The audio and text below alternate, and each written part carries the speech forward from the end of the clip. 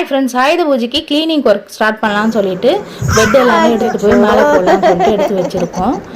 பாப்பாவும் அவங்க அண்ணா அதில் வந்து விளையாடிட்டு இருந்தாங்க.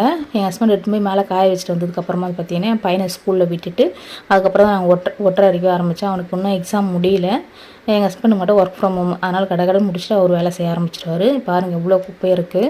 நான் ஃபுல்லாலாம் எடுக்கல. அதே மாதிரி கட்டிலில் பார்த்தீங்கன்னா நிறைய டஸ்ட் வந்து ஒவ்வொரு கட்டையும் எடுத்து பெயிண்ட் ப்ரஷில் வந்து நல்லா க்ளீன் பண்ணி விட்டுட்டு அதுக்கப்புறம் வந்து பார்த்திங்கன்னா எல்லா இடமும் க்ளீன் பண்ணி நல்லா வந்து மாப்பும் போட்டாச்சு. அதுக்கப்புறம் நான் வந்து குளிச்சுட்டு மாவு அரைச்சிட்டு அப்புறமா தான் லேட்டாக தான் சமையல் செய்ய ஆரம்பித்தேன். என் பையன் ஸ்கூல்லேருந்து வந்ததுக்கப்புறமா அவங்க 2 பேரும் போய் முடியெல்லாம் வெட்ட போயிட்டாங்க. ஒரு 2:30 ஆயிடுச்சு. சாப்பாடுலாம் செஞ்சு சாப்பிட்டு அதுக்கப்புறம் ரெஸ்ட் எடுக்குவேன். இன்றைக்கி வந்து அதாவது சாம்பார் சாதம் தான் பண்ண போகிறேன். சாம்பார் சாதம், அதுக்கப்புறம் அப்பளம் வறுத்து வச்சுருக்கேன், வத்தல் வறுத்து வச்சுருக்கேன், மோர் மிளகா, ஊறுகாய். சாம்பார் சாதம் பாருங்கள் இவ்வளோ சூப்பராக தலை தலைன்னு வந்திருக்குன்னு சொல்லிட்டு 1 பார்ட் சாம்பார் சாதம் தான். கொஞ்சம் புளிப்பாக செய்யும்போது செம்ம டேஸ்ட்டாக இருக்குது. கண்டிப்பாக ட்ரை பண்ணி பாருங்கள்.